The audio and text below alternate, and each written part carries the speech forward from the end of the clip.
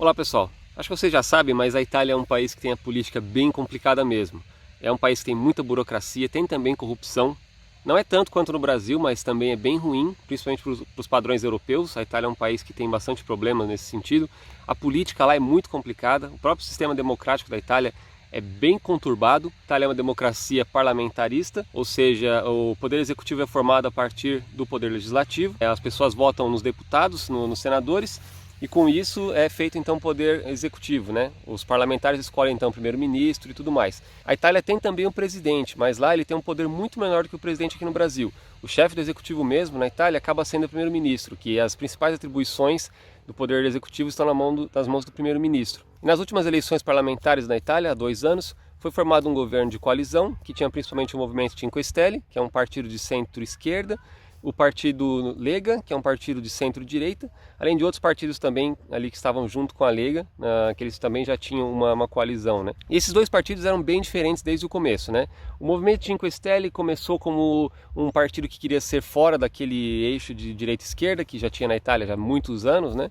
Só que na verdade, pelas suas propostas, o movimento Cinque Stelle é um partido de centro-esquerda também. E eles tinham muitas medidas até polêmicas, assim. Tentaram até aumentar os gastos do país. A Itália é um país que já vem sofrendo muito com o déficit. Todo ano a Itália gasta mais, né? O governo da Itália gasta mais do que arrecada com os impostos.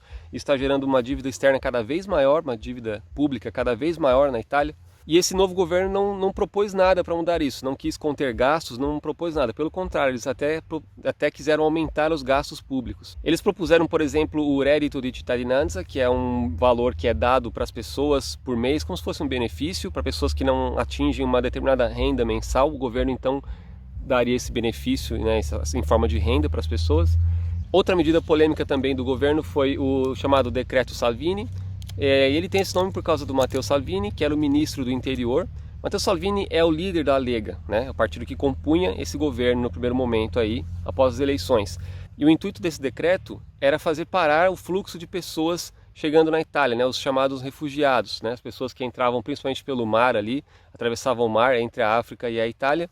E como a Itália já vinha recebendo muitas pessoas, milhares, centenas de milhares, desde 2013, 2014, um fluxo grande de pessoas que não parava, então esse ministro decidiu fechar os portos até. Então até mesmo as fronteiras marítimas da Itália foram fechadas por um tempo e tal, e esse decreto dificultou muito a entrada dessas pessoas.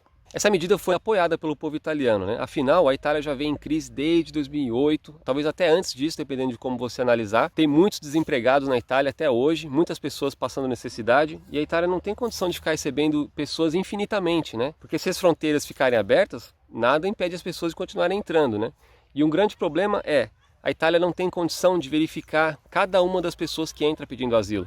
Porque a condição de asilo, de ser refugiado num país, não é simplesmente a pessoa entrar e dizer que é refugiado, né? Tem que ser comprovado que ela vem daquele local, que está sendo perseguido pela política de lá, está fugindo da guerra, diversos fatores. E a maioria das pessoas que estavam entrando na Itália, isso segundo dados do próprio governo italiano, elas não eram nem mesmo de países que estão em guerra. São pessoas que simplesmente entram sem documentos na Itália e se aproveitam do sistema italiano. Porque enquanto a Itália não consegue verificar a identidade daquela pessoa e provar se ela tem direito a esse pedido de asilo ou não, a pessoa continua morando lá, continua sendo alimentada pelo governo, recebe um dinheiro mensal, e isso gerava um gasto enorme para o governo italiano, para pessoas que nem mesmo tinham direito a ser refugiados, né? Nem tinham condição de refugiados. Então isso é um problema enorme na Itália. Bom, o que aconteceu depois é que a Lega deixou o governo. Eles decidiram que o partido era muito diferente do partido Movimento Cinque Stelle e passaram a ser então oposição.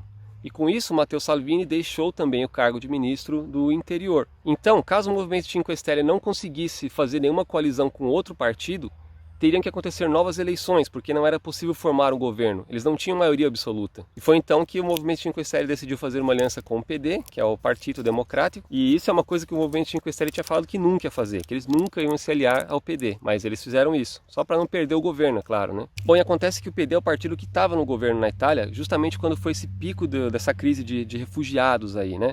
E eles até mesmo não colocavam nenhuma barreira, as pessoas podiam entrar normalmente, sem documentos, e o governo aceitava e acolhia a todos, sem nenhum critério. Então agora, recentemente, eu vi que esse novo governo italiano já está considerando suspender o decreto Salvini, para que as fronteiras sejam abertas novamente e que o fluxo de pessoas volte a ser como era antes. E isso acontecendo nesse momento que nós estamos vivendo uma crise de saúde terrível. nós estamos vivendo uma crise econômica também muito grave, que é comparável à crise de 29, realmente não dá para entender por que a Itália está fazendo isso. Num momento de crise tão grave como esse, né? Se as fronteiras voltam a ser abertas dessa forma, deixando entrar todos indiscriminadamente, o fluxo de pessoas pode voltar ao que foi em alguns anos atrás, chegando a 400, 500 mil pessoas por ano. Isso é muita coisa, pessoal, muita coisa mesmo. Imagine que cada uma dessas pessoas tem que ser sustentada pelo governo italiano. Bom, em contrapartida nós temos a situação de nós, descendentes de italiano, que temos, de acordo com a lei italiana, direito à cidadania italiana. E nós temos toda essa dificuldade para requerer a cidadania italiana. Temos que ir para a Itália muitas vezes, porque os consulados aqui no Brasil, os consulados em diversos países, eles não dão conta de fazer os processos. Eles não têm pessoal suficiente, ou seja, não recebem recursos suficientes do governo para poder fazer todos os processos das pessoas que precisam. Então muitas vezes nós temos que gastar milhares, dezenas de milhares de reais para ir para a Itália, simplesmente para confirmar um direito que nós já temos desde o nascimento. E outra situação também lamentável é que é justamente do PD que vem a maioria dos projetos de lei que buscam limitar a cidadania italiana, dificultar, né? Tivemos até um projeto há algum tempo atrás de um deputado do PD que queria limitar que a cidadania italiana fosse apenas para netos, ou seja, se seu bisavô era italiano, você não teria mais direito. Eles não olham para os cidadãos que são descendentes, que já são italianos de acordo com a lei, só precisam ter seus documentos transcritos na Itália, eles não facilitam. Então isso tudo me traz a dúvida de quando o governo italiano vai tratar nós que somos descendentes como italianos, porque assim fala a lei. Pela lei nós somos também cidadãos italianos. Então por isso a importância de vocês que são cidadãos também, depois que tem a cidadania reconhecida, vocês passam a votar. Lembre-se sempre desses partidos que estão dificultando a nossa vida, esses partidos que negligenciam a situação dos descendentes, porque eu sei que tem muita gente que consegue a cidadania italiana e não se interessa pela política italiana, nem mesmo atualiza o ARI, não vota. E fazendo isso, vocês deixam de lado milhões de pessoas que têm o mesmo direito que você, mas que não conseguiram talvez o recurso para ir para a Itália fazer o processo, ou pessoas que não têm tempo para esperar os 10, 12 anos de uma fila no consulado.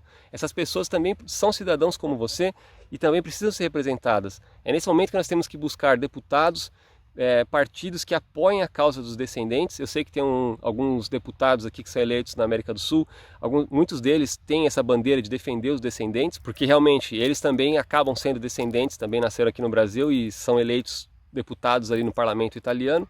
Então é claro que é uma obrigação também deles lutar por isso, né? Olha só, eu já até falei com italianos nativos que nasceram e cresceram na Itália sobre essa questão dos descendentes terem direito à cidadania italiana.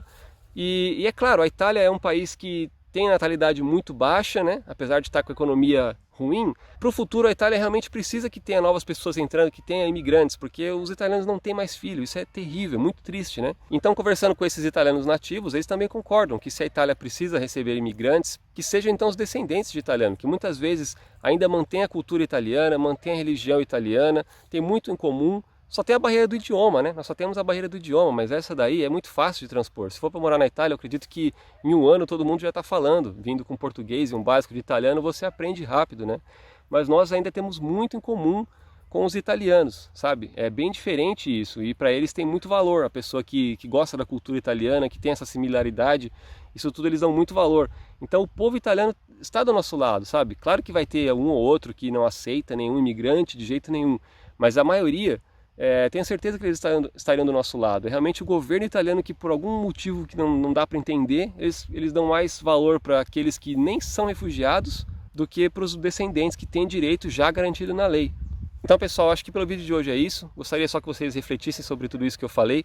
Lutem pelos seus direitos, mas também pelos direitos daqueles que são seus semelhantes, os outros descendentes, tá? Então é isso. Até mais.